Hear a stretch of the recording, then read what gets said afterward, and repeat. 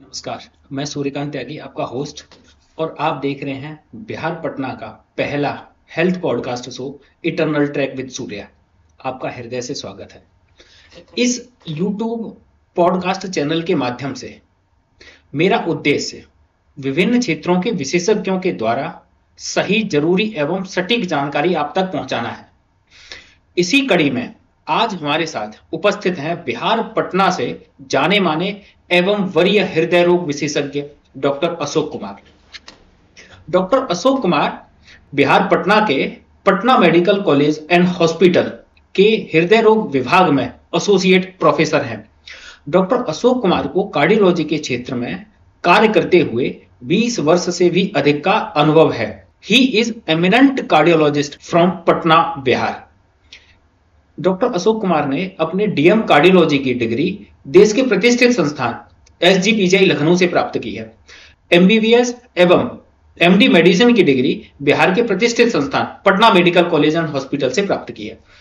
Doctor Ashok Kumar को हजारों मरीजों के इलाज के साथ साथ हृदय रोगों के इलाज में होने वाले procedures like angiography, angioplasty, pacemaker, बच्चों में होने वाले जन्मजात हृदय रोग जैसे बच्चों के दिल में छेद होना के प्रोसीजर्स जैसे एएसडी, वीएसडी या पीडीए क्लोजर और वाल्व केस जैसे बीएमवी जैसे जटिल प्रोसीजर करने में एक्सपर्टीज है। आज का पॉडकास्ट बहुत शानदार होने वाला है।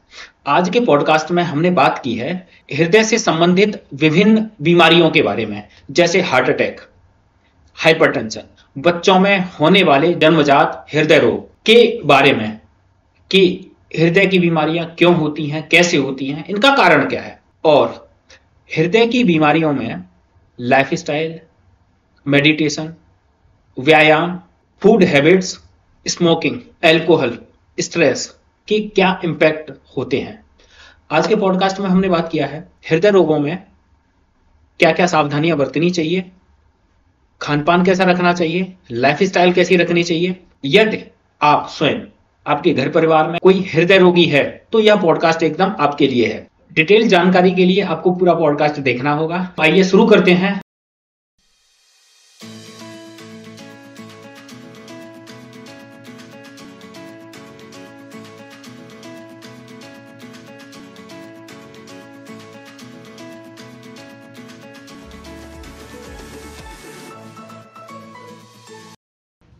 जी नमस्कार।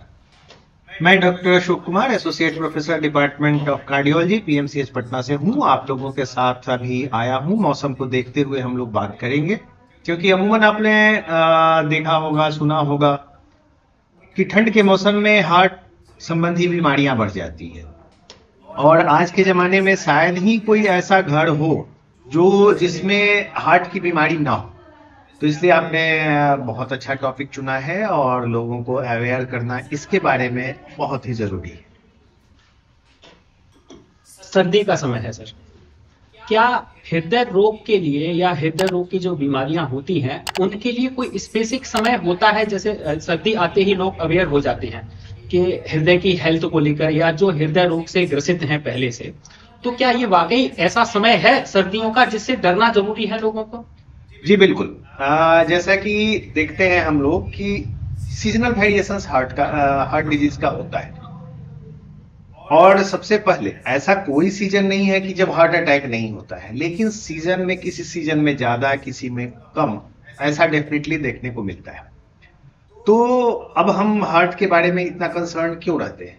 इसलिए कि इसका ना प्रिवेलेंस बहुत ज्यादा है, यानी कि ये बहुत लोगों को इन्वॉल्व किए हुए है, और 1/3 मौत का कारण हार्ट से रिलेटेड बीमारियां ही हैं।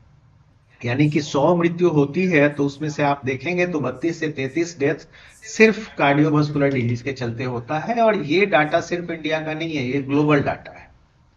इसीलिए वर्ल्ड हेल्थ ऑर्गेनाइजेशन जो है, वर्ल्ड हार्ट एसोसिएशन ने अपना एक टारगेट रखा था कि इसके इंसिडेंस को घटा के हम 25% ले आए 2025 तक, लेकिन वो टारगेट अचीव होते हुए नहीं दिख रहा है। तो अब आपको इसलिए भी आपको बधाई देने की जरूरत है कि ये काम जो आप कर रहे हैं, ये वर्ल्ड हार्ट ऑर्गेनाइजेशन बहुत दिनों से कर रहा है। लोगों को अवेयर करना। और ये ऐसी बीमारी है जिसको अवेयरनेस से कम किया जा सकता है, क्योंकि इसका जनक हम ही लोग हैं। ये हमारे लाइफस्टाइल की डिजीज है, नॉन कम्युनिकेबल डिजीज है। ऐसा नहीं कि मुझे हार्ट की बीमारी है, आपके साथ बैठे हैं आपको हो जाए, तो ये कम्युनिकेबल नहीं है। अगर मुझे हार्ट की बीमारी हो रही है तो इसमें 80% हम रिस्पॉन्सिबल हैं। हमारा रहन सहन, खान पान, आहार व्यवहार, ये सब रिस्पॉन्सिबल है इन चीजों को बढ़ाने के। लेकिन आपका जो सवाल प्रॉपर पे हम लोग आए कि ठंड के मौसम में, तो अमूमन देखा जाता है कि हार्ट संबंधी बीमारियां ठंडे के दिनों में बढ़ जाती है। जैसे कि हार्ट अटैक हुआ, ये इसके इंसिडेंस आप देखेंगे कि ठंड शुरू होते होते बढ़ने लगता है। जैसे जैसे ठंड बढ़ती है बढ़ते चला जाता है, फिर थोड़े गर्मी आते हैं तो इनके इंसिडेंस कम होते हैं। तो अब हम अगर एक हॉस्पिटल को लेके चलें, सपोज दैट कि हम पीएमसीएच को ही लेके चलें, तो अगर गर्मियों के दिन में दिन भर में एक दो हार्ट अटैक के मरीज आते हैं, तो ठंडे के दिनों में 8 से 10 आते हैं। और हम लोग कार्डियोवास्कुलर डिजीज में स्ट्रोक, जिसको कि सामान्य भाषा में पैरालिसिस कहते हैं, उसको भी इंक्लूड करते हैं। क्योंकि कार्डियोवास्कुलर डिजीज का क्या मतलब हुआ? कार्डियो मतलब हार्ट, वास्कुलर जो इससे निकलने वाली धमनियां होती हैं, उसमें विकार, उसमें प्रॉब्लम से अगर कोई बीमारी होती है उसको कार्डियोवास्कुलर डिजीज कहते हैं। तो हार्ट अटैक ये भी हार्ट की मेन जो धमनी कोरोनरी आर्टरी में है उसमें ब्लॉकेज से होता है। और वही जो मुख्य धमनी है, जो सेरिब्रल आर्टरी है, जो ब्रेन को नस सप्लाई करता है, उसमें ब्लॉकेज होता है, तो उसको हम लोग स्ट्रोक कहते हैं। तो आप देखोगे कि जो लोग शहर से नहीं है, गांव में भी हैं, तो कोई गांव ऐसा नहीं है कि ठंड में किसी न किसी को पैरालिसिस नहीं मार देता है जी। तो ये सब ठंडों में बढ़ जाती है, इसलिए उससे बचना बहुत जरूरी है।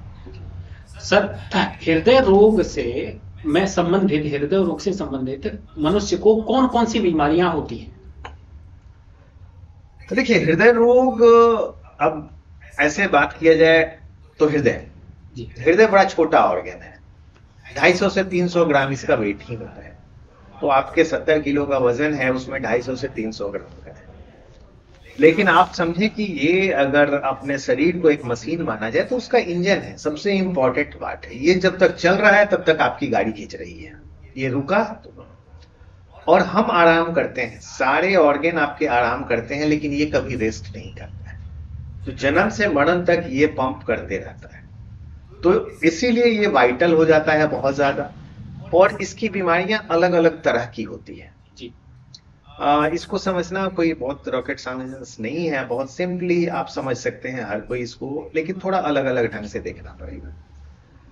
इसकी बात हम लोग करें बचपन से, जन्म से लेकर मृत्यु तक, अलग अलग अवस्था में अलग अलग बीमारियां होती हैं। बहुत सारे ऐसे डिजीज हैं जिसको कि कंजेनाइटल हार्ट डिजीज कहते हैं। ये अनुवांशिक है, जन्म से होता है और जन्म के समय ही हो जाता है। तो ये आप इसको कह सकते हैं मैन्युफैक्चरिंग डिफेक्ट। आपने बड़े श्रद्धा से गाड़ी खरीदा, पूजा वाजा किया, पता चला कि उसमें कुछ मैन्युफैक्चरिंग डिफेक्ट है। वैसे ही बच्चे आते हैं, उल्लास का माहौल होता है, लेकिन उसमें कई बार बनावटी खराबी हो जाती है, हार्ट का प्रॉपर डेवलपमेंट नहीं होता है। उसके अलग अलग प्रॉब्लम और अलग अलग उसके लक्षण होते हैं। उसको सामान्यतः हम लोग 3 भागों में बांटते हैं। एक संट, जिसको कहते हैं कि सुराग, तो मिक्सिंग हो जाती है ब्लड की, दिल में छेद जिसे बोलते हैं, दिल में छेद बोलते हैं। तो जैसे उसके कॉमन एग्जांपल हैं एएसडी, बीएसडी, पीडीए। तो ये दो जो 4 चेम्बर होते हैं, उसमें अलग अलग में मिक्सिंग हो जाती है। दूसरी कैटेगरी है सियानोटिक हार्ट डिजीज। इसमें क्या होता है कि बच्चे नीले पड़ने लगते हैं। तो आप अमूमन देखेंगे कि कोई बच्चा रोने लगा, उसका ओठ नीला हो गया, इस तरह से नीला हो जाता है, उसके शरीर नीला पड़ने लगता है जी। तो बड़ा गौर करेंगे कि उसके नामांकन भी उसी के अनुसार लोग कर देते हैं। और बाद में जब डॉक्टर के पास जाते हैं, पता चलता है ये सब कॉम्प्लेक्स डिजीजेस है। दूसरा है नॉन सियानोटिक, जो कि जिसमें साइनोसिस नहीं होता है, जो पल्मोनरी फ्लो अगर बढ़ जाए, तो जिसमें कि हार्ट फेलियर प्रेडोमिनेंटली सिम्टम्स होते हैं। जैसे बच्चे हैं, माँ का दूध पी रहा है, बार बार वो पकड़ेगा छोड़ेगा, पकड़ेगा छोड़ेगा, मतलब एक सांस में वो पूरा पी नहीं पाता है दूध। उसके फीडिंग के समय आप बॉटल फीड करें, ब्रेस्ट फीड करें, जैसे भी करें, उसके पेशानी पे, सर पे पसीना आने लगता है, सांसें तेज चलने लगती हैं, तो ये सब बच्चों में हार्ट फेल्यूर के लक्षण हैं। एक तो हो गया जन्मजात, उसमें बहुत सारे ऐसे बीमारी हैं जो कि बड़े डेडली हैं, अगर समय रहते उनका इलाज हो गया तो वो ठीक रहेंगे, नहीं तो वो पहला बर्थडे भी नहीं पहुंच पाते हैं जी। इसके बाद हम अगर थोड़े से जब बच्चे चलने लगे तो फिर कुछ इन्फेक्टिव डिजीज हैं जो कि आते हैं, जैसे कि अपने देश में सबसे कॉमन था रूमेटिक हार्ट डिजीज, और वो आज भी है, काफी कॉमन है, बट अब इंसिडेंस थोड़े कम हुए हैं, लोग जागरूक हुए हैं, हाइजीन का ध्यान रखा है, ओवरक्राउडिंग कम हुई है, एंटीबायोटिक के यूज बढ़े हैं, तो जिससे रोमैटिक हार्ट डिजीज के इंसिडेंस कम हुए। इसमें क्या होता था कि स्ट्रेप्टोकोकस का इन्फेक्शन गले में होता था और ये हार्ट को काटता था और जॉइंट्स को चाटता था, तो इस तरह से joint pain, fever, sore throat होते थे और वो क्रॉनिकली हार्ट के वाल्व को खराब कर देते थे। तो ये बड़ा कॉमन था, जैसे कि माइट्रल स्टेनोसिस हुआ, माइट्रल रिवेलिटेशन हुआ, इसकी बीमारियां। इसी में कुछ और ब्लड, जो हार्ट जो पंप है, इसमें दोनों ही चीजें, ब्लड का सप्लाई करता है और किसी भी इलेक्ट्रिकल सप्लाई की जरूरत होती है। तो इनके जब चाल खराब होते हैं तो कुछ आर्रिथमियाज हैं जो कंजेनाइटल भी होते हैं, बीच में भी आते हैं, बाद में भी होते हैं, और इसके आगे हार्ट फेल्यूर जो इन्फेक्टिव कॉज भी हैं, और भी कई तरह की चीजें हैं जिससे हार्ट फेल्यूर होता है, बल्ब की खराबी होती है, और आज के डेट में सबसे कॉमन कोरोनरी आर्टरी डिजीज, जो कि हार्ट अटैक, एंजाइना, जिसको सामान्य भाषा में कहते हैं। ये हार्ट अटैक क्या होता है सर असल में? देखिए, दो टर्म जो है यूज होता है, कार्डियक अरेस्ट और हार्ट अटैक, दोनों में थोड़ा कंफ्यूजन है कि हार्ट अटैक क्या है, कार्डियक अरेस्ट क्या है। तो एक sudden cardiac death, sudden cardiac death वो हुआ जो आदमी 1 घंटे पहले तक बिल्कुल स्वस्थ था, उसे तकलीफ हुई, वो मर गया, वो सडन कार्डियक डेथ बोलते हैं। अर्थात इन बीमारियों में मनुष्य को या मरीज को समय ही नहीं मिल पाता बिल्कुल। बिल्कुल। इसमें अब इसके कई सारे कारण होते हैं जी। तो सडन कार्डियक डेथ के जो कारण होते हैं वो कुछ चैनलोपैथी है, जो उसके हार्ट का रिदम गड़बड़ हो जाता है, VT-VF हो जाता है और वो सडनली कोलैप्स कर जाते हैं, अगर टाइमली उनको CPR नहीं दिया गया तो वो नहीं बचते हैं। दूसरा जो सबसे कॉमन बीमारी है कोरोनरी आर्टरी डिजीज, जो कि हार्ट अटैक। जी। हार्ट अटैक आपका हुआ कोरोनरी आर्टरी डिजीज में सडन ऑब्स्ट्रक्शन, तो उसमें प्लाक रप्चर होता है और धमनी को बंद कर देता है कोरोनरी आर्टरी को, ब्लड सप्लाई ब्लड को, मतलब हार्ट को बंद हो जाती है। दैट मीन्स कि जो आपका हार्ट जो 24 घंटे लगातार पंप कर रहा है, 1 मिनट में 70 बार 80 बार पंप कर रहा है, इसे भी तो एनर्जी चाहिए जी। और इसी को सप्लाई करने वाला आर्टरी में अगर ब्लॉक हो गई, इसका फुट सप्लाई बंद कर देंगे तो ये तो खत्म हो जाएगा, तो इसे एनर्जी नहीं मिल पाती है, ये हार्ट अटैक है। और हार्ट अटैक के भी 50% में देखा जाता है कि विद इन 1 आवर अगर टाइमली इलाज नहीं हुआ तो डेथ हो जाती है, वो भी सडन कार्डियक डेथ के एक कारण होते हैं। तो हार्ट अटैक हुआ, कोरोनरी आर्टरीज में ब्लॉकेज। अगर कैसे पता चलेगा किसी मरीज को या किसी मनुष्य को हार्ट अटैक आ रहा है? बिल्कुल, हार्ट अटैक तो थोड़ा देर की बात हो जाती है, और हार्ट अटैक से पहले जानना होगा, समझना होगा कि ये हैं क्या और इनके रिस्क फैक्टर्स क्या क्या है। जी। इनके वही रिस्क फैक्टर हैं जो स्ट्रोक के हैं। तो अगर हम सामान्यतः देखें तो कुछ चीजें हैं जो कि बड़े तेजी से बढ़े भी हैं, और हमारे इंसिडेंस, जो हार्ट अटैक के इंसिडेंस बढ़े हैं, उनके लिए ये बहुत जवाबदेह है। जैसे आजकल आप देखेंगे कि लोगों में थोड़े सीडेंट्री लाइफस्टाइल है, कह सकते हैं आलस ज्यादा है, या दूसरे तरह से आप इसको कह सकते हैं कि एफ्लुएंट लोग ज्यादा हो गए। अब पैदल चलना लोग तौहीन समझते हैं, तो कहीं भी जाना हुआ, आपको सब्जी भाजी लेने भी जाएंगे तो आप देखो कि वेजिटेबल वेंडर्स के पास भी बाइक की कतार लगी रहती है, लोग सब्जी खरीदने भी बाइक से जाते हैं। तो इससे फिजिकल एक्टिविटी आपकी कम हो रही है। दूसरा, इससे आपकी ओबेसिटी बढ़ रही है, तो आपका स्टेमिना कम हुआ, ओबेसिटी बढ़ रहा है, और जो हमारा डाइट है वो भी चेंज हुआ है।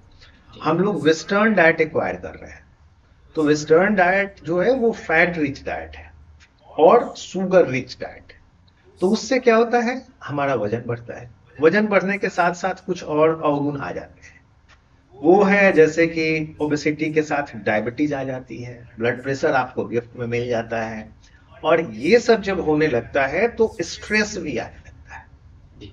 स्ट्रेस बहुत तरह के हैं, पीयर प्रेशर का है, कैरियर को लेके है, फैमिली को लेके है, तो इन सब चीजों से स्ट्रेस का लेवल भी बढ़ जाता है। जब स्ट्रेस होता है तो स्ट्रेस कम करने का, गम गलत करने का दो तरीका है। दारू पीने लगते हैं लोग, अल्कोहल लेने लगते हैं, या स्मोकिंग करने लगते हैं, और ये समाज से धीरे धीरे कट होने लगते हैं। तो अब आप एक एक करके, अब ये एक तरह से कंटिन्यूएशन में होते चला जाता है। अब इन्हीं रिस्क फैक्टर को, 7-8 रिस्क फैक्टर को अलग अलग मेंशन कर दिया जाता है। जैसे खान पान खराब हुआ, ओबेसिटी हो गई, तो एक रिस्क फैक्टर ओबेसिटी हो गया, दूसरा डायबिटीज हो गया, तीसरा जब ओबीज होंगे, डायबिटीज हो गए, ब्लड प्रेशर आएंगे, उसके बाद डिसलिपिडीमिया यानी कि खराब कोलेस्ट्रॉल की मात्रा शरीर में बढ़ने लगती है, उसके बाद अल्कोहल, स्मोकिंग, ये सब रिस्क फैक्टर हो गए। इससे आप सोशली कट ऑफ हो गए, तो यानी कि फिजिकल मेंटल स्ट्रेस भी आपको होने लगा। तो इतना होने के बाद आपका जो स्ट्रेस हार्मोन्स हैं वो रिलीज होने लगते हैं, वो बहुत खराब होते हैं, ठीक है, और हम अपने ऊपर टाइम नहीं दे पाते हैं। तो ये जो 7-8 फैक्टर हैं, और इस पे 2-3 चीज और जो अभी आ गई है नए जमाने में, वो है पॉल्यूशन, खास करके एयर पॉल्यूशन। नई ये स्टडी जो हुई है आपको पोस्ट कोविड एरा में, उसमें पता चला है कि हार्ट अटैक के लिए 25% तो केवल एयर पॉल्यूशन रिस्पॉन्सिबल है।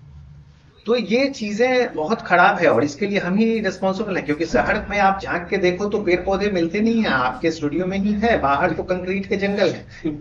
तो हम लोग कंक्रीट के जंगल में रह रहे हैं, और जहां रहना चाहिए था हमें पेड़ पौधे के जंगल।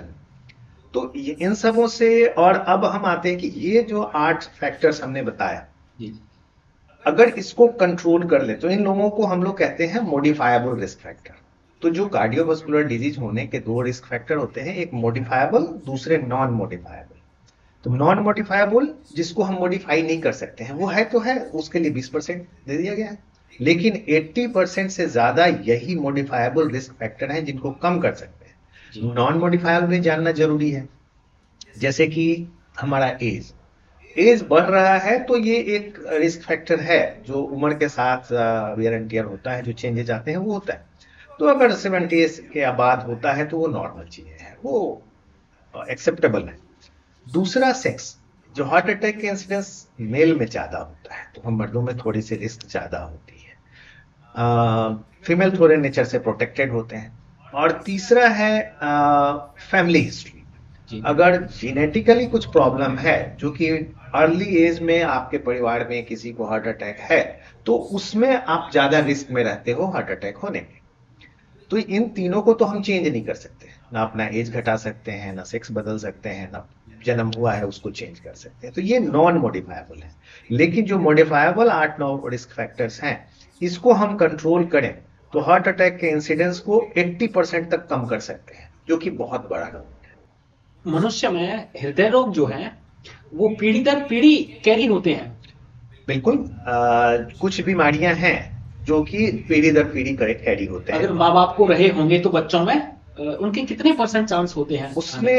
उसमें 2-3 तरह की चीजें हैं, और अलग अलग बीमारियों के अलग अलग चांसेस होते हैं। जैसे अनुवांशिक बीमारियां, जैसा कि हम लोग जानते हैं, ऑटोसोमल डोमिनेंट और ऑटोसोमल रिसेसिव होते हैं। तो जो डोमिनेंट है तो 50% चांसेस है, रिसेसिव है तो कम है। वैसे ही कुछ चीजें हैं जो कि बीच में म्यूटेशन होता है और वो आते हैं। तो ऐसा नहीं है कि पहले से होना बहुत जरूरी है। सपोज दैट कि अगर हमारे जीन में म्यूटेशन हुआ और वो क्रोमोसोम के थ्रू हमारे बच्चे में चला गया, तो वो वहां से स्टार्ट होगा और वहां से कैरी फॉरवर्ड होगा। लेकिन हार्ट अटैक के मामले में हम लोग इसको तभी कंसीडर करते हैं कि अगर आपके फादर मदर को 55 साल से कम उम्र में हार्ट अटैक हुआ हो, और मदर को 65 से कम और फादर को 55 से कम है, उसके बाद वाले को हम लोग एज वाले में रखते हैं और उसको जेनेटिक काउंट नहीं करते हैं। तो ये चीजें हैं। लेकिन कंजेनाइटल हार्ट डिजीज भी जो है बच्चों में, जिसकी सुराग, सियानोटिक की बात की है, उसमें भी जेनेटिक होता है। उसमें जैसे VSD वगैरह है, टॉफ है, ये सब ऑटोसोमल डोमिनेंट है। तो जो अगर मदर को है तो चांसेस है कि 50% बच्चों को होगा। तो ये सब चीजें पता कर लेना जरूरी है, और इसीलिए कई बार प्रीनेटल चेकअप करते हैं, इकोकार्डियोग्राफी करते हैं, और उसका क्रोमोसोमल एनालिसिस भी आजकल करते हैं, ताकि बच्चों में खराब बीमारियां ना आए। हृदय रोग की बीमारियां जो होती हैं उनको पता करने के क्या क्या तरीके होते हैं या क्या जांच होती है? जांच तो है, उससे पहले कुछ चीजें और जान लेना जरूरी है जी जो हम लोग से अंतर थोड़ा सा हो गया, क्योंकि हम लोगों ने शुरू किया था मौसम से। जी तो ठंड के मौसम में इंसिडेंस बढ़ते हैं, तो क्यों बढ़ते हैं ये जानना है। कॉमन चीजें हैं कि ठंडे के मौसम में आप अमूमन देखेंगे कि लोगों के थोड़े ब्लड प्रेशर बढ़ जाते हैं। तो रिस्क फैक्टर में एक ब्लड प्रेशर है जो आपका बढ़ गया। ठंड के मौसम में अमूमन सारे हमारे मरीज आते हैं, वो अपना फिजिकल एक्टिविटी उनकी कम हो जाती है, कन्फाइंड हो जाते हैं, और ठंड के मौसम में खान पान भी थोड़ा गरिष्ठ हो जाता है, और रिच डाइट लोग लेते हैं ठंड से बचने के लिए। तो ये 3-4 चीजें हो गई। उसके बाद कुछ लोग जो स्मोकिंग करते हैं, आप देखोगे कि ठंड के बहाने उनकी स्मोकिंग की फ्रीक्वेंसी बढ़ जाती है। अल्कोहल वाले ठंड से बचने के लिए अल्कोहल का बहाना बनाने लगते हैं।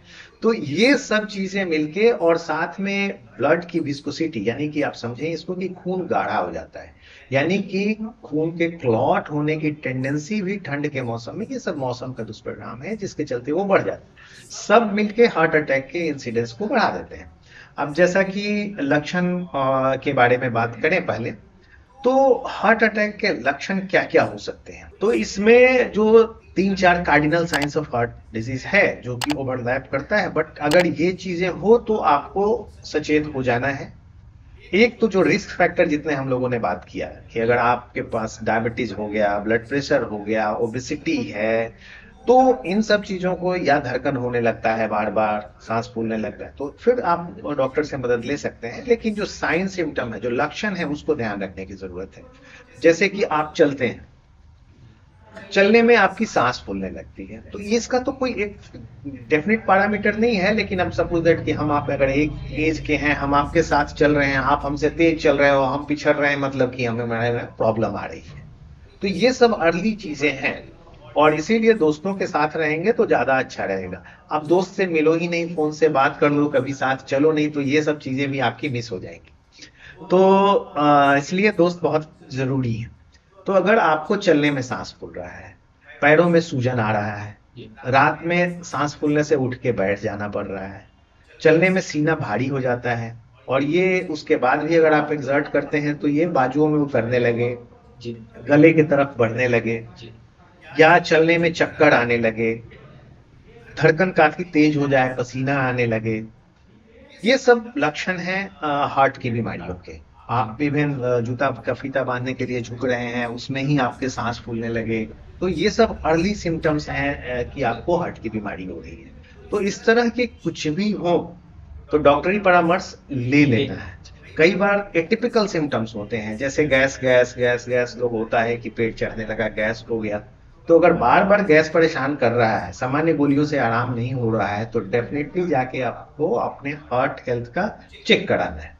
अब आपका सवाल था कि कैसे चेक करते हैं। जी डॉक्टर के पास जाएंगे, वो सब करेगा, लेकिन जो सामान्य कुछ टेस्ट हैं वो जान लेना चाहिए, क्योंकि ना बीमारी डायरेक्टेड टेस्ट होता है। सबसे इंपॉर्टेंट टेस्ट है जो कि आज के जमाने में थोड़ा नेग्लेक्टेड हो रहा है। हम बीइंग ए डॉक्टर भी इस चीज को एक्सेप्ट करते हैं कि हाँ, वो टेस्ट थोड़ा नेग्लेक्टेड हो रहा है। उसके लिए कुछ हद तक हम रिस्पॉन्सिबल हैं, हम अपनी गलती मानते हैं, लेकिन कुछ हद तक आज जो नियम कानून है, जो रेगुलेशंस जितने स्ट्रांग होते जा रहे हैं, तो हमें इसको थोड़ा पीछे करना पड़ता है। कुछ पेशेंट्स के भी हैं मिस इंफॉर्मेशन, हमें उनकी भी ईगो को सेटिस्फाई करना पड़ता है। तो जो सबसे इंपॉर्टेंट जांच है वो है प्रॉपर हिस्ट्री। ये इससे बढ़िया जांच कुछ नहीं हो सकता है। आधी डायग्नोसिस आप अगर पेशेंट से अच्छे से बात करें, उसका प्रॉपर हिस्ट्री लें, तो आधी डायग्नोसिस वहीं हो जाती है। तो उस पे टाइम देना है। दूसरा फिजिकल एग्जामिनेशन, उसके बाद तीसरे नंबर पे आता है इन्वेस्टिगेशन, क्योंकि एक हमें तैयार करना होगा। अगर टेस्ट से करने लगे तो बैटरी ऑफ टेस्ट है, हजारों लाखों टेस्ट है। तो आप पहले उसका हिस्ट्री लें, फिजिकल एग्जामिनेशन करें, और तब एक कंक्लूजन की तरफ बढ़ें कि इसको हमारा ये प्रोविजनल डायग्नोसिस है, प्रोविजनल डायग्नोसिस का मतलब जो क्लिनिकली हम लोग डायग्नोसिस बनाते हैं, उसके बाद 2-3 हमारा डिफरेंशियल डायग्नोसिस है। जैसे सांस फूल रहा है, चलने में दिक्कत हो रही है, तो हमारा प्रोविजनल डायग्नोसिस होगा कि इनको हो सकता है एंजाइना इक्विवेलेंट हो। लेकिन डिफरेंशियल डायग्नोसिस में इनका रेस्पिरेटरी डिजीज भी हो सकता है। उसके लिए हम क्लिनिकल एग्जामिनेशन करके देखते हैं कि लंग का प्रॉब्लम है कि हार्ट का प्रॉब्लम है। और उसके बाद अब इस डिफरेंशियल और प्रोविजनल को प्रूव करने के लिए, फाइनल डायग्नोसिस बनाने के लिए हम लोग टेस्ट करते हैं। तो टेस्ट में जो सामान्य टेस्ट है वो ईसीजी है। सबसे पहले हार्ट के हेल्थ के जानने के लिए ईसीजी करते हैं। उसका इकोकार्डियोग्राफी है जो कि उसके मॉर्फोलॉजी और फंक्शन को बताता है। उसके बाद अगर हम एंजाइना सस्पेक्ट कर रहे हैं तो उनको ट्रेडमिल टेस्ट करते हैं। स्ट्रेस इमेजिंग में स्ट्रेस इकोकार्डियोग्राफी करते हैं, स्ट्रेस थायलियम करते हैं। आज के जमाने में काफी अच्छे से कार्डियक एमआरआई का रूल आया है। किसी किसी पेशेंट्स को सीटी एंजियोग्राफी करना पड़ता है। कई पेशेंट्स का पेरिकार्डियम में प्रॉब्लम होता है तो उसको कंट्रास्ट एनहांस्ड सीटी स्कैन कराते हैं। उसके बाद अगर जरूरत पड़ती है तो कैथ स्टडी करते हैं। कैथ में लेफ्ट राइट हार्ट और राइट हार्ट का अलग अलग कैथ स्टडी करते हैं। कोरोनरी एंजियोग्राफी करते हैं। तो ये डिसीजन लेना होता है उससे पहले, और इसके साथ बहुत सारे बायोकेमिकल टेस्ट करने पड़ते हैं रिस्क फैक्टर और कोमॉर्बिडिटीज को देखने के लिए कि आखिर यहाँ तक हुआ क्यों। क्योंकि हर पेशेंट को आप जिसको कहें कि आपको हार्ट की बीमारी हो गई है तो वो यही बोलता है कि ये क्यों हुआ, उसके लिए भी करना पड़ता है। और टेस्ट थोड़े ज्यादा आजकल कराने पड़ते हैं। वो एविडेंस बेस्ड मेडिसिन का जमाना है और कोपरा कंज्यूमर्स प्रोटेक्शन से अपनी गर्दन भी बचानी है। पेशेंट को तो बचाना है ही, लेकिन अपनी गर्दन भी बचानी है, तो कई बार अननेसेसरी टेस्ट भी कराने पड़ जाते हैं। कार्डियक इमरजेंसीज क्या होती हैं? कार्डियक इमरजेंसी तो सबसे बड़ी इमरजेंसी है, क्योंकि चाहे बीमारी कुछ भी हो, अंत तो आपको हार्ट के थ्रू ही होता है। चाहे सांस की बीमारी हो, चाहे पेट की बीमारी हो, चाहे ब्रेन की बीमारी हो, आदमी जिंदा तभी तक रहता है जब तक कि हार्ट चलते रहे। तो अब कार्डियक इमरजेंसी इसलिए भी ज्यादा जरूरी है कि मैंने शुरू में ही बताया कि 33% of mortality is due to cardiovascular disease. तो ऐसे कंडीशन में हार्ट की इमरजेंसी क्या क्या होती है? 3-4 इमरजेंसी है जो हार्ट प्रॉपर की होती है, जो कि जानना सबसे अहम है। सबसे पहला, हार्ट की चाल को रुक जाना, जिसको हम लोग कहते हैं कंप्लीट हार्ट ब्लॉक। जी, जो हमारा धड़कन 70 से 80 चलता है रेगुलर, तो ये बीमारी होती है heart block, complete heart block. इसमें ये धड़कन हार्ट रुक जाती है। किसी किसी का 20-22 भी आके चलता है, किसी का तो कंप्लीट सीज कर जाता है। तो ये सबसे बड़ा इमरजेंसी है। ये हार्ट रुक गई है, आप पंप करेंगे तो चलता है। उसको फिर हम लोग क्या करते हैं कि कुछ दवाइयां देते हैं कुछ धड़कन बढ़ाने के लिए, तो इन दवाइयों से इसमें बहुत रिस्पॉन्स होता नहीं। तो अर्जेंट इसको टेम्पोररी पेसमेकर करते हैं, जो कि पैर के रास्ते या गले के रास्ते एक तार डाल के हार्ट में के चेम्बर में राइट वेंट्रिकल में ले जाते हैं और एक डिवाइस से इसको करंट देते हैं। तो उस करंट के झटके से आपका हार्ट चले। तो ये इमरजेंसी है। ये इस इमरजेंसी को टैकल करने की व्यवस्था सब जगह होनी चाहिए। लेकिन इससे पहले पेशेंट को आप देखोगे कि कई बार जो नेचर है इतना क्रूर नहीं है, वो टाइम बहुत देता है। इसके पहले कई बार वो पेशेंट आपको बताएंगे कि हमको चक्कर आता है, गिर जाते हैं, बेहोश हो जाते हैं, फिर वो होश में आ जाते हैं। ये वही होता है कि हार्ट आपका रुका कुछ देर के लिए, ब्रेन को ब्लड सप्लाई नहीं हुई, चक्कर आया, गिर गया, लेकिन फिर वो चलने लगा, उठ के चलने लगे। तो ये हार्ट ब्लॉक की निशानी है। ऐसा हो तो अमूमन लोग कहते हैं अरे वो तो 3 महीना पहले हुआ था, अभी तो कुछ नहीं है। इसी में कभी ज्यादा देर के लिए रुक जाता है तो मामला खत्म। तो वो करते हैं, उसके बाद परमानेंट पेसमेकर लगाने की जरूरत पड़ती है। इनके कई सारे कारण हैं, तो वो जो डॉक्टर देखते हैं वो उसका इवेलुएट करके देखते हैं और फिर फाइनल इलाज इसका पेसमेकर लगा। अब आते हैं हम दूसरी इमरजेंसी के बारे में। दूसरा इमरजेंसी, ये भी इलेक्ट्रिकल पार्ट ऑफ हार्ट का प्रॉब्लम। तो एक इलेक्ट्रिकल पार्ट में इनका इलेक्ट्रिकल सप्लाई कम हो गई, इसी के तरह इधर ये सप्लाई जो जनरेट नहीं कर रहा है या कंडक्ट होके जहां पे कंट्रैक्ट कराने के लिए जाना है पाथवे में कहीं प्रॉब्लम। दूसरी परेशानी इसका तेज हो जाना। जैसे इसका कम होना प्रॉब्लमेटिक है, तेज होना भी प्रॉब्लमेटिक है। अचानक आप देखेंगे कि सडनली धड़कन बहुत तेज हो जाती है, पेशेंट को काफी डिस्कम्फर्ट होता है, पसीने आने लगते हैं, कई बार इसमें भी चक्कर और बेहोशी हो। तो इसके कई चीज हैं, सुप्रावेंट्रिकुलर टैकीकार्डिया या वेंट्रिकुलर टैकीकार्डिया, इसके ढेर सारे रीजन है। तो उनका इलाज अगर ऐसा हो तो सबसे पहला जो नजदीकी हॉस्पिटल जहां कम से कम ईसीजी की सुविधा हो, जाके ईसीजी करा के बीमारी डॉक्यूमेंट करा लेनी चाहिए। इसमें कुछ दवाइयां हैं, देने से सडनली ये कंट्रोल में आ जाता है। फिर इसका समुचित इलाज किया जाता है, जैसे कि रेडियो फ्रिक्वेंसी एब्लेशन है, इलेक्ट्रोफिजियोलॉजिकल स्टडी करके रेडियो फ्रिक्वेंसी एब्लेशन करते हैं। या आप सिंपली समझो कि जैसे वायरिंग है, घर का वायरिंग है, उसमें अगर स्पार्क होने लगा तो तार बदलते हैं या टेप लगा के उसको रिपेयर करते हैं। तो वही इलेक्ट्रोफिजियोलॉजिकल स्टडी करके पहले पता करते हैं और रेडियो फ्रिक्वेंसी एब्लेशन करके उसको ठीक कर देते। तो ये चीजें हुई इलेक्ट्रिकल पार्ट। अब आ जाइए कि कोरोनरीज पार्ट, जो कि सबसे ज्यादा डेथ का उसका रहता है। तो जो हार्ट हमारा मशीन है, इसकी जो ब्लड सप्लाई करने वाली धमनी होती है उसको कोरोनरी आर्टरी बोलते हैं। इसमें ब्लॉकेज, अगर इसमें 70% से ज्यादा का ब्लॉकेज हुआ तो पेशेंट बताएगा कि हमें चलते हैं 200 मीटर 400 मीटर तो थोड़ा सीना में भारी हो जाता है, ऊपर चढ़ने लगता है कि रुक जाए, और रुक जाते हैं तो 5 मिनट 7 मिनट में हमें आराम मिल जाता है, फिर हम चलने लगते। ये हुआ क्रॉनिक स्टेबल एंजाइना, माने ये लंबे समय से चल रहा है, स्टेबल है, 200-400 मीटर के बाद होता है, और वो एंजाइना मतलब हार्ट का पेन है। तो यहां तक तो बात ठीक है, लेकिन इमरजेंसी कब शुरू होती है? Acute coronary syndrome. Acute coronary syndrome के 3 एंटिटी हो जाते हैं। जैसे रिसेंट वर्सनिंग ऑफ एंजाइना, वो क्या होता है? जैसे ये मान लीजिए कि किसी पेशेंट को है कि 1 किलोमीटर 2 किलोमीटर पे हो रहा है, अब वो कह रहा है नहीं, हमको कभी भी हो जाता है, बैठे रहते हैं तो भी हो जाता है, छोटी मोटी एक्टिविटी करते हैं, लैट्रिन बाथरूम जाते हैं तो भी सीना भारी हो जाता है। ये हो गया आपका अनस्टेबल एंजाइना। जो पहले स्टेबल था अब अनस्टेबल।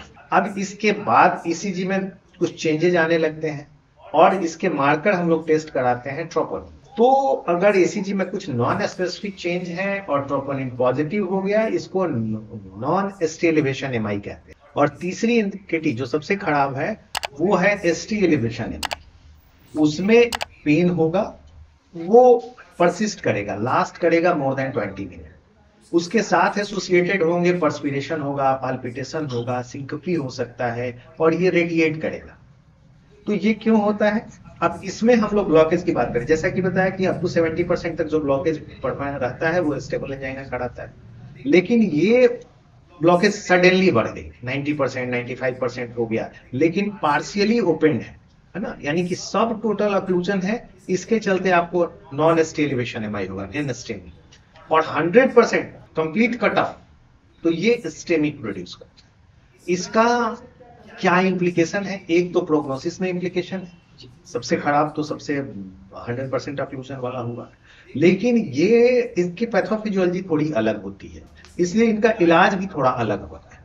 तो जो स्टेमी है उसका इलाज तो नंबर 1 इलाज है कि प्राइमरी एंजियोप्लास्टी करना है, यानी कि वो हॉस्पिटल जहां कैथ लैब की सुविधा हो वहां पेशेंट को ले जाना चाहिए, 2 घंटे के अंदर उनका एंजियोप्लास्टी हो जाना चाहिए। ये बेस्ट इलाज है, लेकिन सब जगह तो सुविधा है नहीं। हम जिस देश, जिस राज्य, जिस प्रांत में रहते हैं वहां पे उतने ज्यादा फैसिलिटीज नहीं है। हमारे बिहार में सरकारी सेंटर की बात की जाए तो 3 ही सरकारी सेंटर में कैथ लैब की व्यवस्था है जी। प्राइवेट में बहुत ज्यादा है, लेकिन प्राइवेट में भी हर डिस्ट्रिक्ट टाउन पे नहीं है। तो क्या सब लोग पटना में ही आके रहे? ऐसा तो संभव नहीं है। तो उसके लिए मेडिकल मैनेजमेंट, थ्रोम्बोलिटिक थेरेपी है। उसमें क्या है कि खून को, ये थक्का क्लॉट के चलते होता है, इसको गलाने के लिए कुछ दवाइयां हैं जो कि हर जगह अवेलेबल है, उसको देने से ये थक्का खुल जाता है और मरीज का जान बचाया जा सकता है। जैसे कि स्ट्रेप्टोकाइनेज है, रेटिक्लेज है, टेरेंटाप्लेज है, अल्टीप्लेज है, बहुत सारी दवाइयां अवेलेबल है, लेकिन देने में आसान और कम साइड इफेक्ट रेटिप्लेज और टेरेंटाप्लेज का है, इसीलिए इसको कहा जाता है pre hospital thrombolytic agent, but थोड़े कॉस्टली है। स्ट्रेप्टोकाइनेज सस्ता है, सब जगह मिलता है, लेकिन इसके साइड इफेक्ट थोड़े ज्यादा है। तो कुछ भी जो अवेलेबल है उसको दे दें ताकि मरीज की जान बचे। और उसके बाद जहां कैथ लैब सेंटर है, फिर आपके पास टाइम हो गया, पेशेंट को भी टाइम मिल गया, वहां भेजिए। उसके बाद ब्लड थिनर्स वगैरह देते रहते हैं और उसका एसोसिएटेड दवाइयां देते हैं, पेशेंट ठीक रहता है। हृदय के स्वास्थ्य और न्यूट्रिशन का क्या रोल है? ये बहुत अहम सवाल भी है और रोल तो बहुत है जी। ये आप अपने संस्कृत के और आयुर्वेदा में जाएंगे तो वहां पे भी मेंशन है अहम आहार, जो हम खाते हैं वही है। तो खाने का आप लिटरल मीनिंग से ना जाएं जी, इसका शाब्दिक अर्थ से ना जाके थोड़ा इसका ब्रॉड पर्सपेक्टिव में देखिए। खाने का मतलब सिर्फ हम मुंह से नहीं खाते हैं, आंख से भी खाते हैं, नाक से भी खाते हैं, कान से भी खाते हैं। तो जो चीज हम ग्रहण कर रहे हैं वैसा ही हम होंगे। कहने का अभिप्राय यही है। तो एक तो खाने का बहुत बड़ा रोल है। अगर हमारा खान पान अच्छा नहीं है, अच्छा क्या है खराब क्या है ये भी जानना जरूरी है। अच्छा खान पान माना जाता है जैसे मोटा अनाज, हरी साग सब्जी, फल। तो ये सब जो रॉ है, नेचर जिस रूप में दिया है उस तरह से खाएं तो ये हमेशा से अच्छा है। खराब क्या है? फैट का ज्यादा यूज करना, फ्राइड चीजें खाना, पिज्जा बर्गर के कल्चर में जाना, कोल्ड ड्रिंक्स लेना, तो ये सब खराब चीजें। तो हमें फ्राइड चीजों से बचना है। अब आज की जो मॉडर्न माताएं हैं वो भी रिस्पॉन्सिबल है।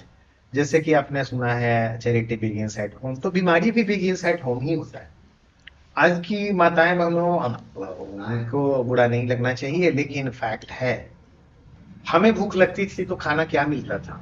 क्या हमें कोक मिलता था? नहीं मिलता था। हमें मैगी नहीं मिलता। हमारी माताएं उसी समय और गर्म खाना बना के देती थी। टाइम फिक्स था उस समय, उनको आपको जो होगा वो किचन से बन के शुद्ध है और वो मिलना है। इवन बासी भी नहीं दी जाती थी कि भाई बासी खाना ठीक नहीं है। आज के डेट में भी अब आप देखो शहरी कल्चर, जो कि दोनों हस्बैंड वाइफ वर्किंग हैं और घर में सपोर्ट नहीं है, तो उनके बड़े बड़े घर में फ्रीज होते हैं और सारे खाना पैक होते हैं, एक बार बनता है, एक सप्ताह के लिए स्टोर कर दिया जाता है। तो ये तो बीमारी का घर है ना।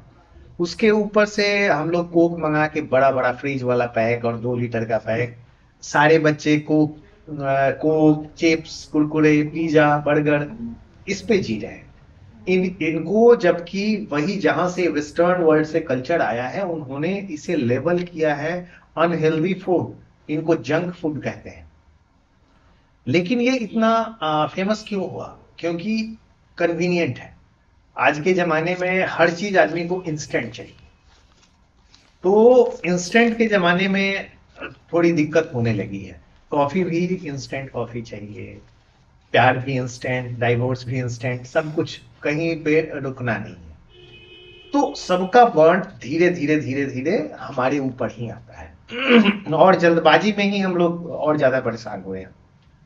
आपको याद होगा शायद कि बचपन में सब्जी खरीदने ही हम लोग जाते थे। छोटी एग्जाम्पल ले लें तो रोज शाम में सब्जी खरीदने जाते थे तो घर से अपना थैला लेके जाते थे, चुन के सब्जी खरीद के आती थी, बनता था, शाम में बना, सुबह बना, फिर शाम में फ्रेश सब्जी लेने जाते थे। अब ये कल्चर खत्म चल रहा, किसी के हाथ में थैला नहीं है, सब जगह प्लास्टिक आ गया। और प्लास्टिक कितना बड़ा कार्सिनोजेन है। और सिर्फ कार्सिनोजेन नहीं है, ये आपका खून में भी प्लास्टिक के तत्व पाए जा रहे हैं। तो ये हार्ट हेल्थ खराब कर रहा है, बहुत सारे कैंसर करा रहे हैं। हम वही खा रहे हैं। जहां तक आप खाने पीने की भी चीजों में देख लें, इतना ज्यादा फर्टिलाइजर, इंसेक्टिसाइड्स का यूज हो रहा है जो कि अब्जॉर्ब हो की और हमारे ही शरीर में जा रहा है। तो हम लोग चारों तरफ से केवल खराब चीजों का सेवन कर रहे हैं। तो खराब चीजें होनी ही है, अच्छी चीजें होंगी ही नहीं। आप देखो कि अगर अपने ही लाइफ स्पैन में हम लोग देखें, इस विगत 35-40 सालों में, तो कितना तेजी से हार्ट की बीमारियां बढ़ी हैं, उतनी ही तेजी से कैंसर की भी बीमारियां बढ़ी हैं। तो इसीलिए जो हम खाते हैं, जैसा हमारा खान पान रहेगा, बीमारियां वैसी ही आएंगी। फ्राइड चीजों को बिल्कुल छोड़ दें, यही हमारा सब लोगों से रिक्वेस्ट रहेगा कि फ्राइड चीजें अवॉइड कीजिए। शुगर ना के बराबर कर दें, शुगर ना लें तो ज्यादा अच्छा है। जितना आपको लवण और शुगर की मात्रा चाहिए उतना सारे खाद्य पदार्थों में ऐसे ही प्रेजेंट रहता है, तो एडेड लेने की जरूरत बहुत नहीं। हेल्दी खाने में WHO का रिकमेंडेशन की भी बात करें तो आपको रिकमेंडेशन है कि ड्राई फ्रूट्स एक छोटी मुट्ठी बराबर, ऐसे बंद करने में जितना आ जाए, ऐसा नहीं कि ऐसे पकड़ के उठाना है, डेली आपके लिए है।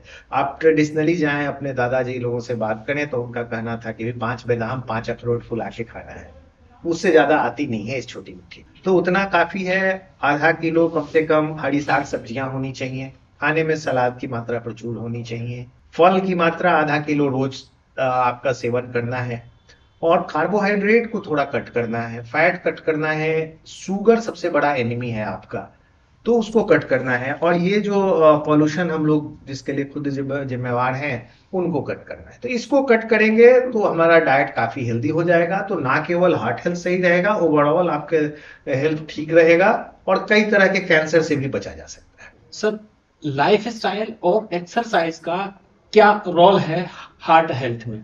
जी बिल्कुल, ये बड़ा अहम सवाल है। लाइफस्टाइल, लाइफस्टाइल में आपको हर चीजें आ जाएंगी। जैसा हम लोगों ने डाइट किया, तो ये हमारा लाइफस्टाइल का पार्ट है। जी। बहुत ऐसे लोग होंगे जो रात में एक बर्गर और एक कोक खा के सो जाते हैं, ये उनका लाइफस्टाइल है। उसके बाद 2 पैक अल्कोहल ले लिया, ये लाइफस्टाइल है उनका। तो ये इसमें हम लोग डाइट और एक्सरसाइज दोनों को इंक्लूड करते हैं लाइफस्टाइल। तो डाइट पे हम लोगों ने बात कर लिया, अब आते हैं एक्सरसाइज पे। एक्सरसाइज अहम रोल रखता है। एक कहा जाता है कि अगर आप लंबी जिंदगी जीना चाहते हैं तो आज से ही चलना प्रारंभ करने चाहिए। चलना इसलिए कि वॉकिंग एक ऐसा एक्सरसाइज है जिसमें किसी ट्रेनिंग की जरूरत नहीं है, किसी से कोई ट्रेनिंग लेने की जरूरत नहीं है, बस चलते रहना है।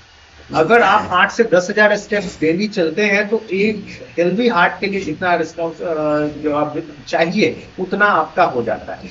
सप्ताह में कम से कम आधा घंटा से 45 मिनट तक का ब्रिस्क वॉक होना चाहिए, कम से कम 5 दिन। 7 दिन में 2 दिन आप लीटर दे सकते हैं, लेकिन 5 दिन अगर आधे घंटे से 45 मिनट का आप वॉकिंग भी करते हैं तो बहुत अच्छा है। लेकिन अगर आपका हेल्थ अच्छा है, परमिट कर रहा है, तो कुछ चीजें करनी चाहिए। जैसे कि वॉकिंग तो हुआ, एक एरोबिक एक्सरसाइज में काउंट हो गया, लेकिन कोर मसल का भी स्ट्रांग होना उतना ही जरूरी है। तो कोर मसल का भी, इसीलिए एक्सरसाइज में भी कहा जाता है कि थोड़ा चेंज कर करके करना चाहिए। कोर मसल के लिए प्लैंक्स वगैरह कर सकते हैं। और इसीलिए आज के डेट में हम बात करें तो योगा बहुत बड़ा और बहुत अहम रोल प्ले करता है। अब अवेयरनेस बढ़ा है, आप देखेंगे कि विदेशों में भी योगा को बहुत अच्छे से अपनाया जा रहा है, और उसका रीजन है वो बड़ा साइंटिफिकली बेस्ड है। अगर आप कोई योगा करेंगे तो आप देखेंगे कि वो कैसे आपको करता है। एक उसके लिए अलग से बहुत स्पेस की जरूरत नहीं चाहिए। अब जैसे जैसे जनसंख्या बढ़ रही है, डिफॉरेस्टेशन हो रहा है, वैसे शहरों में भी आप देखेंगे पार्कों की संख्या बहुत कम है। तो आप रोड इतने खराब हैं, इतने बेतरतीब ढंग से गाड़ियां चलती हैं कि उस पर टहलना भी थोड़ा रिस्की होता है। तो इन सब से बच के आप घर में एक मैट लेके योगा कर सकते हैं। योगा का डिफरेंट आसन है, और योगा का जो सबसे अहम चीज है वो आपके बॉडी की फ्लेक्सिबिलिटी बना के रखता है और कोर मसल पे कंसंट्रेट करता है जिसमें स्ट्रेंथ रहे। और तीसरा जो सबसे अहम पार्ट है योगा का, वो प्राणायाम आता है जो सांस के साथ। तो ब्रीदिंग, जो आज के जमाने में खास करके ठंड के मौसम में और पॉल्यूशन बढ़ने से हमारा लंग्स सबसे ज्यादा अफेक्टेड हुआ है, और इसके चलते हार्ट तो उसके बीच में पड़ा हुआ है, उस पर भी असर आता है। तो ये आपके सांस को, कोर मसल को, फ्लेक्सिबिलिटी को करता है। और साथ में मेडिटेशन, जो आपके मानसिक स्वास्थ्य के लिए भी बहुत जरूरी है। तो जैसे हम आप स्वस्थ हैं, इसका डेफिनेशन जो WHO ने भी दिया है वो हर चीज को इंक्लूड किया है। तो आप समझिए कि स्वस्थ कौन है। आपको कोई बीमारी नहीं है, ये स्वस्थ का डेफिनेशन नहीं है। ये भी एक स्वस्थ का होने का डेफिनेशन माना जाता है कि absence of disease is healthy, no. लेकिन जो WHO का कंसेप्ट है, इसमें आपका physical, mental and social wellbeing होना चाहिए जी, तभी आप पूरी तरह से स्वस्थ हैं। एक तो फिजिकली हो गए, दूसरा मेंटली भी स्वस्थ होना चाहिए, और तीसरा सोशली भी। आपके समाज कैसा है, अगर आप हो, आप कैसे स्वस्थ रह सकते हो। सपोज दैट कि आप ही हो इस घर में, आपके दोस्त हैं, आपके परिवार में हैं, कोई अगर क्रिमिनल माइंडेड हो गया तो आप कैसे स्वस्थ रह सकते हैं। या क्रिमिनल माइंडेड नहीं भी हुआ, वो दुखी है, वो खाना नहीं खा पा रहा है, आप कैसे हेल्दी हो सकते हैं। तो इसलिए सामाजिक रूप से भी, और समाज के हम एक यूनिट है। तो अगर हम स्वस्थ होंगे, हमारा समाज स्वस्थ होगा, तो हमारा राज्य स्वस्थ होगा और हमारा देश स्वस्थ। सर, स्ट्रेस का हार्ट हेल्थ पे क्या इम्पैक्ट होता है?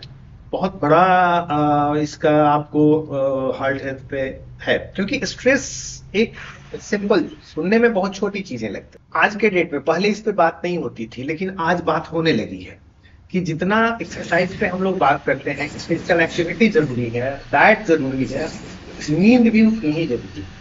और नींद आपके मेंटल हेल्थ के लिए बहुत जरूरी है, क्योंकि जो गुड हार्मोन्स होते हैं वो बहुत सारे ड्यूरिंग स्लीप ही सिक्रेट होते हैं।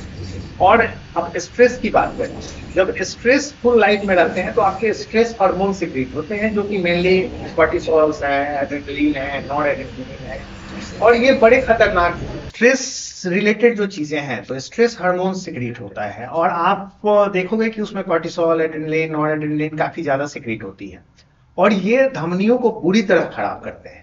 जैसे कि हम लोग लैब में जब कोरोनरी एंजियोग्राफी करने जाते हैं, तो सेम एज में आप देखोगे कि कूल माइंडेड लोग आते हैं, जो कि कुल्ली रह रहे हैं, गांव में रह रहे हैं, आराम से जिंदगी व्यतीत कर रहे हैं, और दूसरे जो व्हाइट कॉलर जॉब कर रहे हैं, जो कि उनसे यंग हैं, देखने में काफी स्मार्ट हैं, सोले डोले बढ़िया बने हुए हैं, लेकिन हाईली स्ट्रेसफुल लाइफ जी रहे हैं।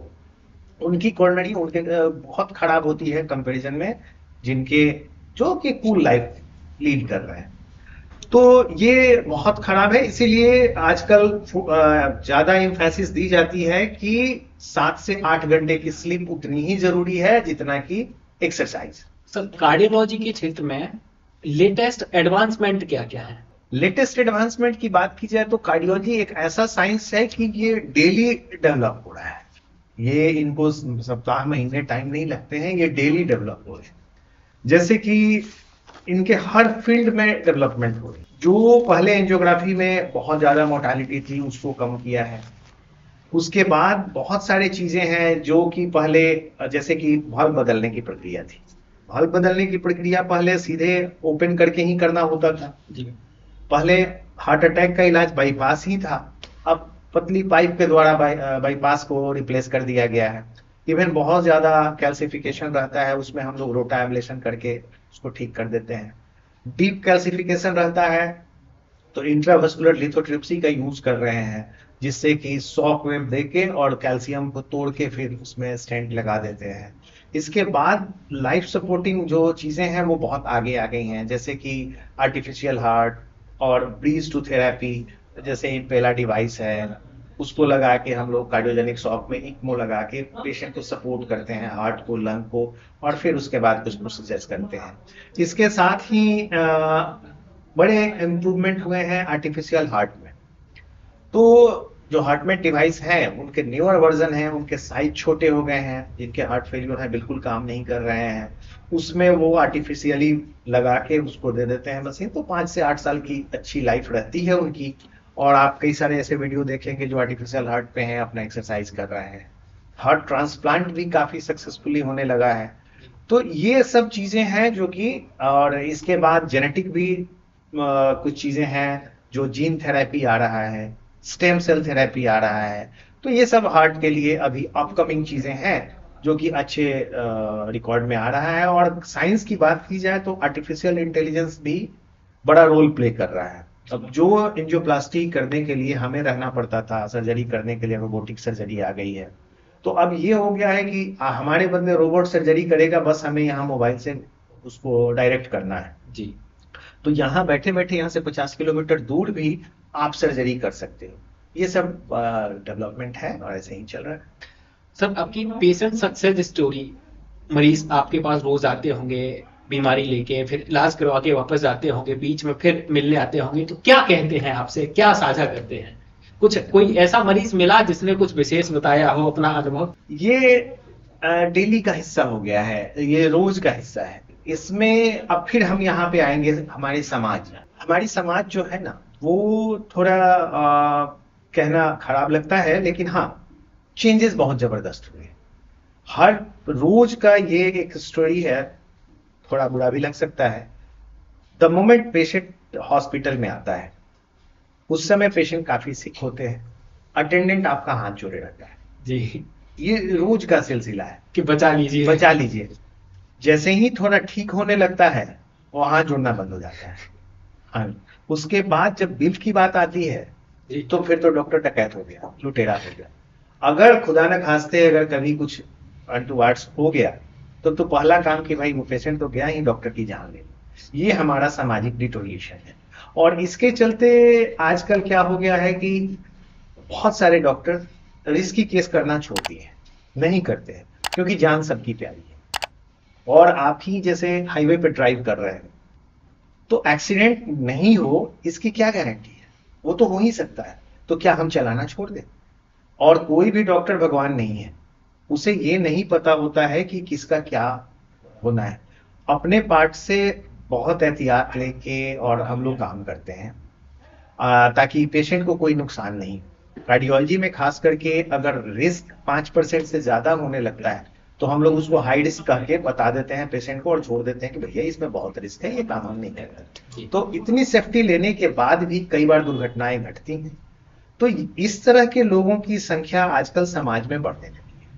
अल्टीमेटली नुकसान डॉक्टर का नहीं, ये लोगों को समझ में आज नहीं आ रही है, धीरे धीरे समझ में आएगी।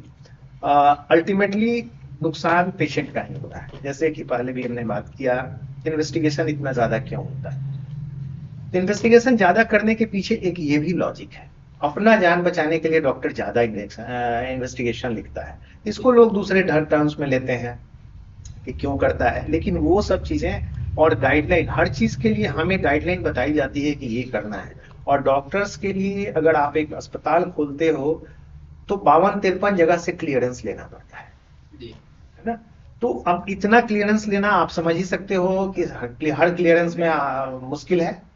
उसके बाद हर चीज के लिए आप आंसरेबल हो, और कोई भी चीज दुनिया में फ्री नहीं आती है। उसके बाद जब पैसे की बात आती है तो हो जाता है कि ये तो लुटेरा है, किसी को पता नहीं कि इसको 53 ऑफिस घूमना पड़ता है। और उम्मीद आप ही से होता है कि भाई ये तो नोबेल प्रोफेशन में है, इनको ये करना चाहिए, इनको वो करना चाहिए।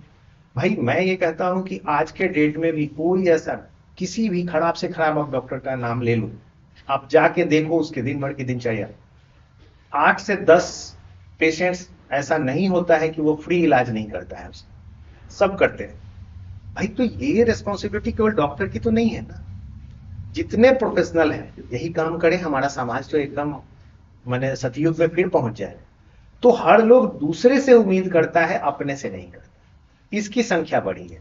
लेकिन कुछ ऐसे पेशेंट अभी भी हैं जो बहुत तज्ञ रहते हैं। जैसे मैं अपना पुराना ही पेशेंट का एक स्टोरी याद करूंगा। तो एक गरीब महिला थी, उनके एक बच्चे थे।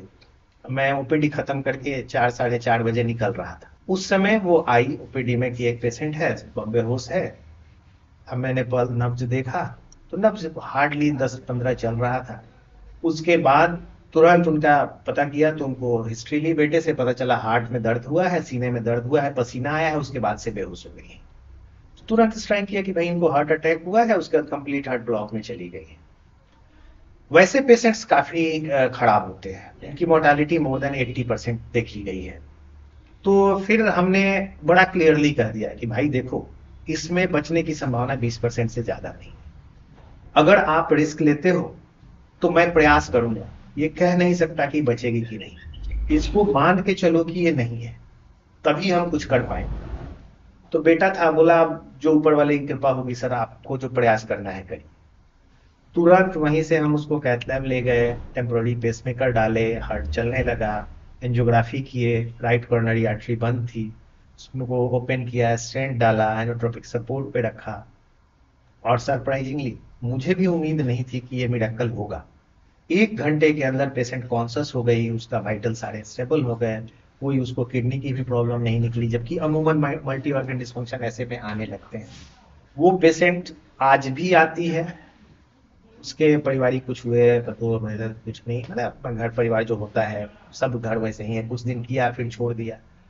चढ़ी आती है, हमेशा पैर छू के प्रणाम करके जाती है, माता हमारी माँ के उम्र के बराबर होगी, हमसे जितना हो पाता है उसका दवा ववा भी इंतजाम करके रखते हैं, उसको दे देते हैं, वो हाजीपुर साइड की है, अपनी चली जाती है। आप हृदय रोग विशेषज्ञ हैं, जैसा कि देखा गया है बॉलीवुड वालों ने गानों में, फिल्मों में, और आज की ये बाबू सोना वाली जनरेशन, तो ये सब गाने बना दिए हैं दिल पर, और बाबू सोना ये सब दिल को लिए फिरते हैं। तो सर आपके लिए इनसे कितना हार्ट आपके पास बचा हुआ है बाबू सोना से? एक्चुअली क्या है ना कि बाबू सोना वाले जो होते हैं ना, ये बाबू सोना वाले ही होते हैं। इसका सोचने समझने का हार्ट से कोई बहुत लेना देना है नहीं, लेकिन एकदम ये कहना कि हार्ट से इसका कोई रिलेशन नहीं है, ये गलत होगा। क्योंकि जो हमारा हार्ट है ना, इसमें न्यूरॉन्स का इन्वॉल्वमेंट बहुत ज्यादा होता है, सिंपैथेटिक, पैरासिम्पैथेटिक। तो आप खुद करके देखो कि कोई शॉकिंग न्यूज आपके पास आती है जी, तो ऊपर कुछ नहीं होता है, लेकिन यहाँ धक एक बार करता है, वो एक्टोपिक्स है। तो ये सेंसिटिव बहुत, दिल बहुत सेंसिटिव है, और इसीलिए आज के जमाने में जो लोग सेंसिटिव हैं सफर वही करते हैं। एज ए कार्डियोलॉजिस्ट आप अपने आप को कैसे कूल रखते हैं? क्योंकि हार्ट अटैक वाला मरीज आपके पास आता है या दूसरी बड़ी बीमारियों को लेकर आपके पास आता है, उस समय पे आप कैसे कूल और काम रह के इलाज करते हैं?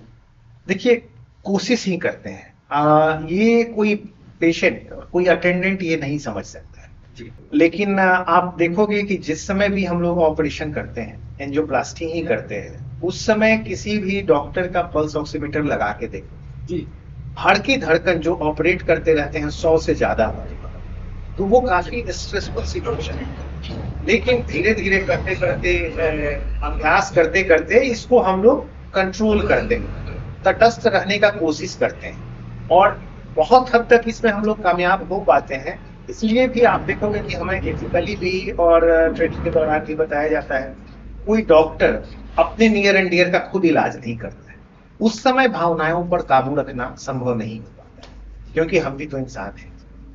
एज ए कार्डियोलॉजिस्ट आपके 5 गोल्डन रूल जो कि हार्ट को बहुत हेल्दी रख सकते हैं। इसमें सबसे इंपॉर्टेंट चीज जो है, पहला कि अपने दिमाग को स्थिर रखें।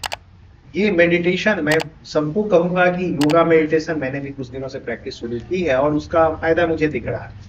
तो ये सबसे अहम है कि अपने दिमाग को आप नियंत्रित रखें, क्योंकि डिसिप्लिन लाइफ जीने के लिए दिमाग पे नियंत्रण बहुत जरूरी है। अगर उस पे नियंत्रण नहीं है तो आप कुछ भी नहीं कर सकते। तो इसका सही होना, सही डायरेक्शन में सोचना और सही दिशा में काम करने के लिए प्रेरित करना दिमाग का होना सबसे जरूरी है। तभी आप अपने डाइट को ध्यान रख सकते हैं, तभी आप जो व्यसन वाली चीजें हैं उससे दूर रह सकते हैं, तभी आप मोटिवेटेड हो सकते हैं अपने हेल्थ के प्रति, तभी आप एक्सरसाइज कर सकते हैं, तभी वॉकिंग पे जा सकते हैं, तभी आप फूड का सिलेक्शन कर सकते हैं। तो ये अगर ठीक है तो फिर सब ठीक रहेगा। एल्कोहल का कितना इंपैक्ट होता है हार्ट में? बहुत ज्यादा इंपैक्ट है अल्कोहल का। ओवरऑल अल्कोहल खराब है। एक लाइन में अगर बात की जाए तो ओवरऑल अल्कोहल खराब है हार्ट हेल्थ के लिए। जैसे कि एक सिंड्रोम ही है, सैटरडे नाइट सिंड्रोम। इसमें क्या होता है कि बिंज ड्रिंकिंग, अमूमन लोग काम किया, सैटरडे को पार्टी किया, दारू पी लिया, तो बिंज ड्रिंकिंग करते हैं, उसके बाद आर्टेरियल फिब्रिलेशन हो जाता है, धड़कनें बढ़ जाती हैं और उसमें प्रॉब्लम होने लगता है। लॉन्ग टर्म में इनका हार्ट अटैक, हार्ट फेलियर सबके इंसिडेंस बढ़ाते हैं। तो क्रॉनिक अल्कोहल भी खराब है, एक्यूट भी खराब है। कुछ स्टडी हुई है जिसमें ये कहा गया है कि alcohol in moderation is good for health, तो गुड फॉर हार्ट हेल्थ। वो इसलिए कि कुछ चीजें हैं जैसे रम है, रेड वाइन्स हैं, ये थोड़े एलडीएल जो गुड कोलेस्ट्रॉल है उनके मात्रा को थोड़े बढ़ाते हैं, इसलिए स्टडी करती हैं। लेकिन ओवरऑल जो मेटा एनालिसिस है वो हमेशा ये कहता है कि alcohol is bad for heart health. As a cardiologist heart को हेल्दी रखने के लिए आपके 5 गोल्डन रूल्स। मैं शुरुआत करूंगा जगने से, सोने से। तो आप पहला 7 से 8 घंटे की नींद जरूर लें। कोशिश करें अर्ली सोएं, अर्ली जगें। और आप अगर अर्ली 5 से 6 के बीच जगते हैं तो आपकी दिन लंबी हो जाएगी, फिर आप काम कर पाएंगे। उसके बाद फ्रेश होने के बाद 1 घंटे का अपने ऊपर टाइम दें। आपको जो अच्छा लगता है, वॉकिंग करें, योगा करें, मेडिटेशन करें, 1 घंटा अपने लिए टाइम दें। उसके बाद खान पान का ध्यान रखें, तो हरी साग सब्जी, फल की मात्रा और थोड़े से नट्स, ड्राई फ्रूट्स का इस्तेमाल करें। चौथा है कि किसी भी तरह के एडिक्शन से बचें, और उससे भी ज्यादा इंपॉर्टेंट है कि स्ट्रेस को कंट्रोल करें। और स्ट्रेस कंट्रोल करेंगे तो इन 4-5 चीजों को रखेंगे, आप बिल्कुल स्वस्थ रहेंगे और मस्त रहेंगे। हमारे दर्शकों के लिए कुछ सलाह। सबसे इंपॉर्टेंट चीज है कि अपना एक नियमित जीवन शैली अपनाएं, और ये करना जरूरी है। आप कोई भी हो, चाहे कुछ करते हो ना करते हो, परिवार के लिए, घर के लिए, समाज के लिए कुछ ना कुछ करते हैं, लेकिन मैं कहूंगा कि थोड़े सेल्फिश हो जाएं। 24 घंटे में 1 घंटा अपने लिए निकालें, और उस दौरान आपकी जिंदगी जो ऊपर वाले ने दी है बहुत खूबसूरत है, बहुत खूबसूरत इंसान हैं आप, अपने साथ 1 घंटा बिताएं, उसमें आप एक्सरसाइज करें, मेडिटेशन करें और खुद से भी बात करने की कोशिश करें, सारी समस्याओं का हल यही हो जाएगा। बहुत बहुत धन्यवाद आपका इतनी अद्भुत जानकारी के लिए। बहुत बहुत धन्यवाद पॉडकास्ट देखने के लिए। इस पॉडकास्ट को हृदय रोगियों के साथ में जरूर शेयर करें और निवेदन है आपसे कि आप हमें सब्सक्राइब करें, लाइक करें और आपको हमारा पॉडकास्ट कैसा लगा ये हमें कमेंट करके जरूर बताएं। धन्यवाद।